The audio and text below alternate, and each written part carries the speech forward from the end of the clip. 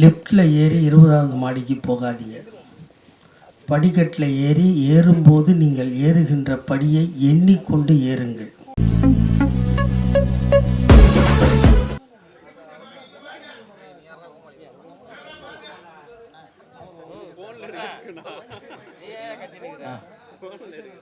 ஐயா காந்தாராஜ் ஐயா வாழ்த்தி கொடுங்க.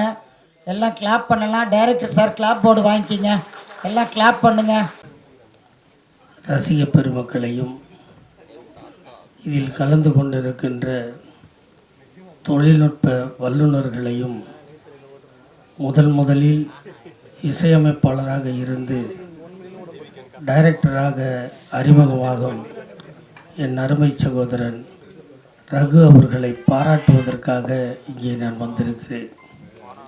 என்னை அறிமுகப்படுத்தும் போது அரசியல் தவிர அத்தனையும் பேசுவார் என்று சொன்னார்.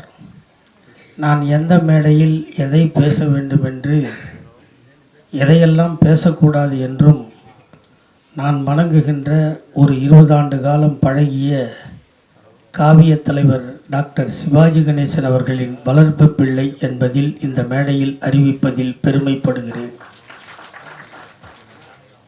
ஆகவே இந்த விழாவிற்கு அழைப்பதற்கு முந்தா நாள் இரவு ஒரு 11:24 இருக்கும்னு நினைக்கிறேன். அவருக்கு எனக்கு மெசேஜ் போடும்போது, நான் எப்போவுமே 10 மணிக்கு ஃபோன் ஆஃப் பண்ணுற ஆள்.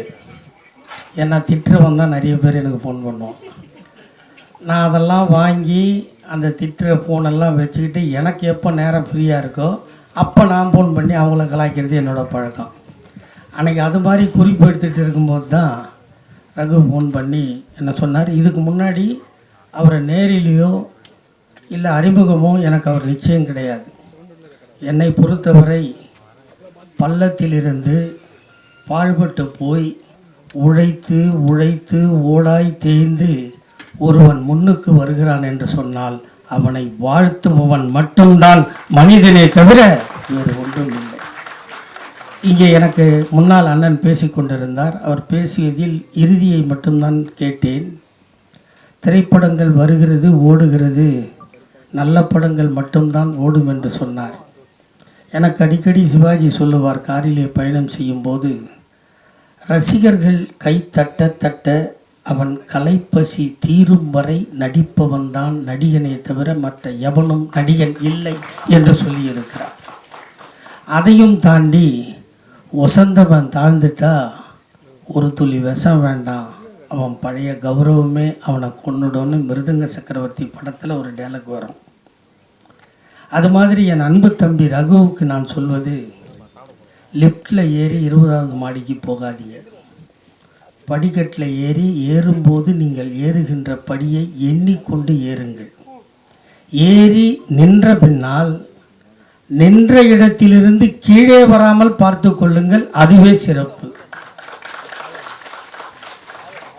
கௌரவம் படத்தில் சிவாஜி சொல்லுவார், ஆணைக்கும் அடி சரக்கும்னு சொல்லுவாளேன்னு அந்த அம்மா சொல்லும். அப்போ அவர் சொல்லுவார், ஆணைக்கும் அடி சரக்குமா, அடி சரக்குனா என்ன ஆகும் தெரியுமா, அதால் எந்திரிக்கவே முடியாதுடியே, அதுக்கு தான் சொன்னான். ஆனால் ரஜினிகாந்த் சாய மாட்டேன்னு சொல்லுவார். அது மாதிரி நீங்கள் இருக்கணும்.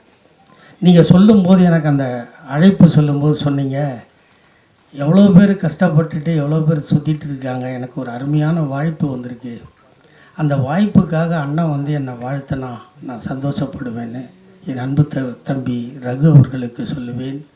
நான் 19 வயதிலேயே திருமணத்திற்கு சென்று வாழ்த்தி இருக்கிறேன். நான் வாழ்த்திய யாரும் வீணாக போனதில்லை என்ற தன்னம்பிக்கையோடு நீங்கள் மேலும் மேலும் உயர்ந்து மேலும் படங்களை எடுத்து அந்த நிலைக்கு நீங்கள் சென்ற பின்னாலும் என்னையும் மறவாமல் அழைத்து நீங்கள் பல்லாண்டு வாழ வேண்டும். உங்களோடு சேர்ந்திருக்கின்ற உங்கள் கலை குடும்பமும் உயர வேண்டும் என்று நான் வணங்குகின்ற காவிய தலைவர் சிவாஜியின் ஆசியோடு சேர்த்து என் ஆசியும் வழங்குகின்றேன். நன்றி, வணக்கம். ஒர்க் பண்ண சொல்லுவார் சரி அப்படின்ட்டு எல்லா ஒரு 2500 கச்சேரி கீபோர்டு வாசிச்சிருப்பேன். நான் அப்படி வாசிக்க சொல்ல சரி திரைப்படத்துக்கு போகலான்னு சொல்லிட்டு வாய்ப்பு கிடைச்சி எனக்கு ஏவிஎம் ஒரு மாபெரும் ஸ்டுடியோவில் எனக்கு அந்த ஸ்டுடியோ பற்றி தெரியும் உங்களுக்கு. அந்த ஸ்டுடியோவில் எனக்கு சரவணன் சாரும் முருகன் சார் எனக்கு ஒரு ஆஃபீஸ் கொடுத்தாங்க. கொடுத்த உடனே சரி அங்கே பயணிச்சிருந்தேன். நிறைய இசையமைப்பாளர்களுக்கு நான் நோட்ஸ் எல்லாம் கொடுத்துட்டு வந்தேன். ஒரு நல்ல ஸ்கிரிப்ட் ஒன்று வச்சுருந்தேன். லேட்டஸ்ட் வெர்ஷனில் ஒரு ஸ்கிரிப்ட் வச்சுருந்தேன். சரி படம் பண்ணலாம் அப்படின்னு சொல்லிட்டு வாய்ப்பு வர சொல்ல இளஞ்செழியனும் பவுனம்மாள் பாரதியும் வாழ்க்கையில் மறக்க முடியாது, நீ பண்ணு அப்படின்னாங்க. நான் கதை சொன்னோடனே ஓகே நல்லா இருக்கு ஸ்கிரிப்ட், நீ பண்ணு. அப்புறம் எல்லாரையும் கன்சல்ட் பண்ணேன். 20 years எக்ஸ்பீரியன்ஸ், நீ பண்ணதை யார் பண்ண போகிறா அப்படின்னு சொல்லிட்டு அந்த ஸ்கிரிப்ட் முன்னணி நடிச்ச நிறைய பேர் நடிக்கிறாங்க அதில், என்னுடைய இதுட்டு சரி பண்ணு சொல்லி ஒரே ஷெட்யூலில் போகிறோம். லொக்கேஷன் வந்து கடலூர், பொள்ளாச்சி, பாண்டிச்சேரி. நிறைய ஃப்ரெண்ட்ஸ் எனக்கு நிறைய ஹெல்ப் பண்ணுறாங்க. அப்புறம் டெக்னீஷியன் எல்லாமே எனக்கு ஹெல்ப் பண்ணுறாங்க. இதில் வந்து ஒரு முக்கியமான சுகி பாய் நான் வந்துட்டோடனே சரி ஃபோட்டோ ஷூட் எல்லாமே எடுத்தோடனே கேரக்டர் நல்லா செட் ஆகிடுச்சு. சரி இது எப்படி கேரக்டர் செட்டாக வீட்டுக்கு போனேன். ஆக்சுவலி என்னோடய கார் வந்துட்டு ஒரு 5 நாளாக மெக்கானிக் ஷெட்டில் இருக்குது. இந்த சுகி பாய் ஃபோட்டோ எடுத்து போய் என்ன செஞ்சேன், வீட்டில் எங்கள் அம்மா டிவி பார்த்துருந்தாங்க, எடுத்து போய் காமிச்சேன். அட பாவி உனக்கு ஏன்னா இந்த வேலை சாப்பாட்டு போகிற வேலைக்கு வந்துட்டியாடா, நீ நல்லா வச்சிருக்கிறேன்டா. நான் ஒன்று ஷாக், அதோ வேறு ஒன்றும் இல்லை.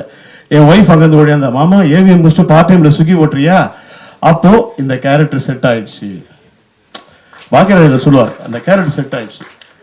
ஸோ ஃபுல் ட்ராவல், அதாவது இன்னைக்கு இளைஞர்கள் வந்து தடுமாறி போகிறாங்க, அது 2 ஹீரோயின் வந்து திருத்துறா. இதாங்க மற்றவங்க பெரியவங்க சொல்லாத ஒரு கான்செப்டாக நம்ம சொல்லவே போகிறதில்ல, ஒன்றுமே கிடையாது.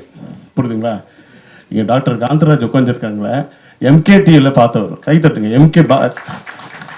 டாக்டர் தியாகராஜ பழக்கம் இல்லை டாக்டர். அவர் வீட்டுக்கு தியாகராஜ் வருவார். புரட்சித்தலைவர் வீட்டில் ஒரு செல்ல பையன் அவர். முன்னாள் சபாநாயகர் ராசாராம் அவரோட தம்பி அவர். முத்தமிழ் கலைஞர்களுக்கு ரொம்ப பிரியமானவர். மகேஷனை வந்து தன்னோட உழைப்பால் இந்த இடத்துக்கு வந்தவங்க. கைத்தட்டலாம் சார். தன்னோட உழைப்பால் ஒரு சென்னை மாநகர துணை மேயர்னா அது இப்போ பாருங்க மழை வருது, இப்போ அவருக்கு நிறைய டென்ஷன். இப்போ டிசம்பர் மாதம் காலையில் 5 மணிக்கு கார் எடுத்தாருன்னா நைட்டு 12 மணி வரைக்கும், அண்ணா இங்கே இது தண்ணி தேங்கிச்சு, இங்கே தண்ணி தேங்கிச்சு, இங்கே எவ்வளோ பிரச்சனை பாருங்க. கண்டிப்பாக கைத்தட்டாங்க. என்னங்க நீங்கள்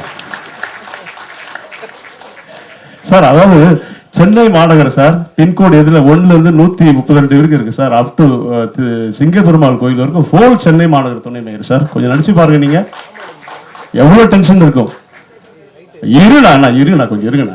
அந்த மாதிரி ஒரு மனிதர் இங்கே வந்திருக்காங்க. இங்கே மேடைக்கு மகேஷன் அவர் அழைக்கிறோம். ஓகே, ஸோ ரொம்ப தேங்க்ஸ் வந்ததுக்கு நம்ம படம் பூஜைக்கு. அண்ட் ரொம்ப எக்ஸைட்டடாக இருக்குது இந்த மூவியில் ஒர்க் பண்ணுறதுக்கு. நல்ல டீம் கிடச்சிருக்காங்க. ஸோ ரொம்ப ஹாப்பியாக இருக்குது. So thank you so much. Actually நல்ல டீம். புதுசாக நான் ஆக்சுவலி தமிழ் இண்டஸ்ட்ரிக்கு புதுசு. ஆக்சுவலி இது என்னோடய ஃபஸ்ட் மூவி. ஸோ நல்லா பண்ணணும், நல்லபடியாக ரீச் ஆகணும்னு இருக்குது. உங்கள் எல்லோரும் சப்போர்ட் அண்ட் நல்ல டீம். ஆமாம், எனக்கு கொஞ்சம் நர்வஸாக இருக்குது. லைக் ஃபஸ்ட்டு ஸ்பீச் மூவி இண்டஸ்ட்ரியில் stage speech actually. Thank you so much.